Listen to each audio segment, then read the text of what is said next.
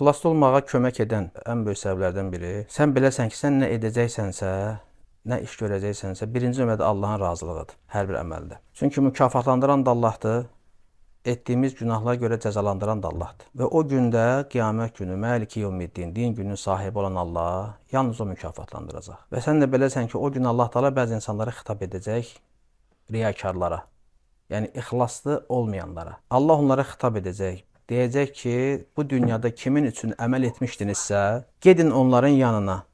Görün mükafatınızı onların yanında tapacaqsınız. Əlbəttə ki, tapmayacaq. Adam bu ayətdə işləndə deyir ki, subhanallah, deməli mən Allahdan qeyrisini qəsd eləsəm əməlimdə insanların razılığı, şan, şöhrət, tərifi. Allah qiyamət günü məni onlarla başa-başa qoyacaq. Deyəcək, madəm mənim üçün yox, onlar üçün əməl etmişdinsə, ged onların yanına səni mükafatlandırsınlar. Savabı, əcrivi, mükafatı onun yanında tapacaqsan, vallahi tapmayacaq. Riyakar onların yanında heç bir əməl tapmayacaq. Ona görə bu hədis göstərir ki, insan əməldə riyakar olmalı deyil, ixlaslı olmalı. Çünki əməllər Allah üçün olmalıdır. Bizə salih əməlləri əmr edən kimdir? Allah. Etdiyimiz günahlardan çəkindirən Allah, o günahlara görə cəzalandıran da Allahdırsa, qardaşım. Deməli, insanların bir tərifinin mənə xeyri yoxdur, eləcə də onların məzəmmətinin də mənə zərəri yoxdur. Əgər sən bir əməldə ixlaslısansa, insanlar səndən razı qalmasalar da, vallahi narahat olma. Olur da bəzi əməllər edirsən, insanlar səndən razı qalmır. Salih əməldir, bu Allahın dinidir, sən bunu eləyirsən. Allahı razı salmaq üçün, Allahın qəzəbindən qorxduğuna görə, insanlar olur səndən narazı qalsın, sənə qəzəblənsin bu əmələ görə. Amma deyirsən, yox, bu əməl Allah üçündür. Allah buyurub, mən də onu edəcəm. Peyğəmbər sallallahu aleyhi və səlləm sünnəsində var, mən onu eləyəcəm. İnsanlar məndən razı qalmasar. Nə deyirlər, qoy mənə desinlər. Bu qınağın, bu məzəmmətin sənə bir zərəri var. Allah and olsun yoxdur. Çünki Allah eləmişəm, çünki Allahdır məni mükafatlandıran. Əməlləri tərk etsən, buna görə qınayan da Allah olacaq. Həmçinin bir əməl edirsən, səhv bir əməldir. Allah narazıdır səndən. Razı qalmır bu əmələ görə. Lakin insanlar razıdır. Yaxşı, bu tərifin bir xeyri varmı? Qoy hay səni tərifləsə, ay maşallah, yaxşı olansan, düz eləmirsən, belə elə, amma əməlin özündə nə var? Allahın qəzəbi var, Allah razı deyil bu əməldən. Lakin insanlar razıdırlar. Onların tərifinin, onların razılığının sənə bir xeyri varmı? Yoxdur, əksinə Allahın qəzəbi var, sənin əleyhivə olacaq qiyamət günü. İnsan bunları biləndə həmişə çalışır ki, ixlaslı olsun.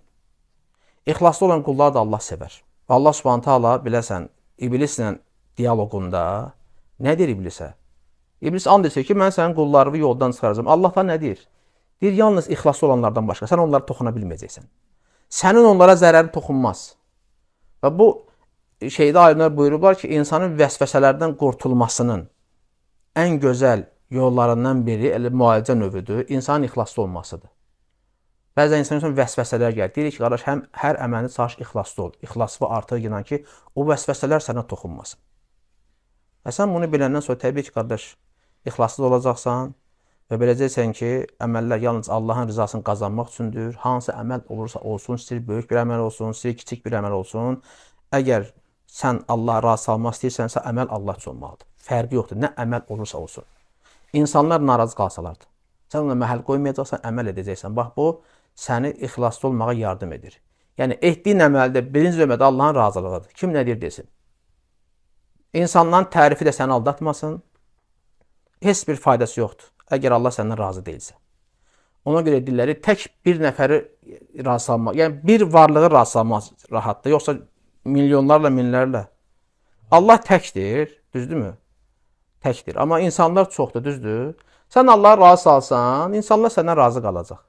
Amma sən çalışsan ki, mən hamını razı salım, bu qeyri-mümkündür. Əksinə görəsən ki, Allahın razılığını qazana bilməmişsən, əksinə qəzəb qazanmısan. Elə ondan sonra bir tək olan Allah'a razı sal, Allah Taala sənin qəbulunu onların qəlbinə salacaq. Allah da bir qulunu sevdisə, Allah da kimi sevir? İxlaslı qullarını. Allah Taala Cəbrail əleyhissalamı çağırar, deyər ki, Cəbrail, mən filan qulumu sevdim, sən də onu sev. Və Cəbrail əleyhissalam da gedər səma əhlinə xitab edər mələklərə. Rəbbiniz filan qulu sevdi, siz də o qulu sevin. Və mələklər də o qulu sevər, sonra Allah-u Teala o qulun qəbulunu, yəni o insanı bütün yer üzərində onun qəbulunu yazar. Yəni insanlar onu qəbul edərlər. Bu belədir. Həyatında da təcrübədən keçirə bilərsən. Görürsən ki, bir müddət bir çətinlik olur ibadətlərdə, əməldə. İnsanlar görürsən razı qalmır, narazı qalırlar və s. Sənin əməlindən və s. salih əməlindən. Amma bir müddət keçəndən sonra görürsən artıq səninlə də dostlaşırlar, səndən razı qalırlar, hətta səni tərifləyirlər. Niyə? Çünki sən Allah üçün elədin, o əməli tərk eləmədin. Dedin, Allahın razılığı mənim üçün mühümdür. İnsanlar nə deyir, desin. Və sonunda görürsən, elə olub gəlir ki, bir müddət sonra vallahi insanlar da səndən razı qalır. Az olub belə şey. Məsələn, ən bariz nümunələrdən biri nədir? Biz saqqal saxlayırıq. Bu, şəriətimizdə var. Bugün artıq elə bir həddə çatıb ki, hətta namaz qılmayanlar saqqal saxlayanlar var.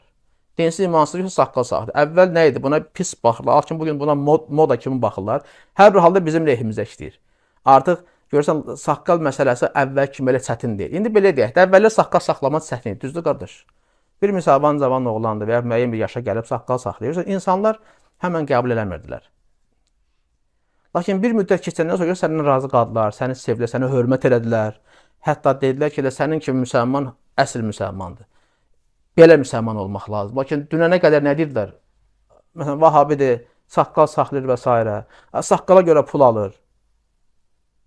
Amma indi nə deyirlər? Deyirlər, yox, nə qədər insanlar var, vallahi bugün deyirlər ki, elə düzgün yolda olan sizlərsiniz. Saqqal dinimizdə var. Biraz da başa salanda deyirsən, qardaş, elə dədə babalarımızın saqqalı olub da. Köhnə kişilərin şəkillərini çəkirlərdi, indi orada, burada şəkillər. Hətta bizə bu məsələdə irad tutan rafizlər belə görürsə, imamlarının şəkillərini çəkəndə qardaş, hamısı saqqallı kişilərdir. Düzdür, biraz bəzək zad verirlər, kantdan, matdan, rəydən zaddan. Hər bir halda, yəni saqqallı kişilərdir də. Amin səndən razıdır. Hətta indi bugün özləri belə səni dünən qınyanlar, bugün vallahi saqqal saxlayırlar. Nə qədər rafizlərdir, nə qədər əşarilər bugün var ki, cavanların görsən dəvətçilərini, hamısı saqqaldadırlar. Amma onların dəvətçiləri, əndə gedənləri deyirlər ki, bunlar saqqala görə pul alırlar. Lakin bugün özləri deyirlər ki, saqqal dinimizdə var. Elə bu saqqalı Azərbaycanda sünnədir deyən, Allah'ın olsun əhl-i sünnə və cəmaat olub, sələflər olub. Onu özləri də hamısı yaxşı bilir. İstəyir rafizisi olsun, istəyir digər müxaliflər olsun. Əşarilərdən, maturidilərdən. Azərbaycanda saqqalı din olaraq yayan əhl-i sünnə və cəmaat olub, sələf cəmaat olub. Allah hamısından razı olsun, Allah onlara bərəkət versin. Bir yolda nə qədər səbir edən qardaşlar olur, bu sünnəni yaşatmaq üçün. Sünnəyə dəvət etdiklərinə görə. İndi bəzi fikirləşir ki, saqqal da nədir ki, buna görə belə çox şey edirsiniz? Xeyr, elə deyil. Dində bizim üçün hər məsələ önəmlidir. Allah hamd olsun. Yəni bizdə balaca, böyük məsələ söhbəti belə deyək də, belə bir önəm kəsb eləmir. Bu sünnədə gəlibsə bizim üçün sevimlidir. İstəyir belə deyək də, kiçik bir əməldir və ya bəsit bir əməldir, istər də belə əzəmətli bir əməldir. Sünnədə gəlibsə, bəli, bizim üçün sevimlidir. Təbii ki, indi əmələ görə mükafat da fərqlidir, biz bunu deyirik. Lakin edirik də, fərq etməz. Çalışırıq ki, sünnədə nə vardı olub, hamısı yeni yetirək. İstəyir bu bəsit bir əməl olsun, istəyir çətin bir əməl olsun. Allah hər bir işdə bizə yardım eləsin bu sünnələri yeni yetirməkdə. Və ixlaslı olandan sonra insanların bir məzəmməti sənə təsir edən deyil. Əksinə Allaha razı salacaqsan, sonunda Allah edəcək ki, onlar da səndən razı qalacaq. Bunu bilməyin kifayət edir ki, əsas Allaha razı salmaqdır. Məni o gün mükafatlandıran da Allah olacaq. Əgər Allahın dinində hər hansı bir əməldən dala qalsam, günah eləsəm, məni cəzalandıran da Allah olacaq. Ki, insanlara nə tərifi, nə də onların qınağı, məzəməti səni aldatmasın, çaşdırmasın. Sən Allahı razı sal, bu sənə kifayət edər. İxlaslı olmağa da yardım edən şeylərdən biri də budur. Bir də ayə hədislər oxuyacaqsan, görərsən ki, nə qədər ixlasla bağlı ayə hədislər. Onlar oxuyanda da insanın imanı artır. İxlaslı olmağa çalışırsan, indi o məqam o məqam deyil. İnşallah vaxt olar bir gün ixlas haqqında geniş bir dərs götürərik. Hər bir halda insan bir əməldə sabit qalmaq istəyirsə, o əməldə qabağa getmək istəyirsə, o əməllə bağlı ona ayə və hədisləri oxusun. Salih sələflərin sözlərini oxusun. O ona kömək edəcək ki, o əməldə davamiyyətli olsun, sabit olsun. Allah bizə hər bir salih əməldə davamiyyətli eləsin, sabit eləsin.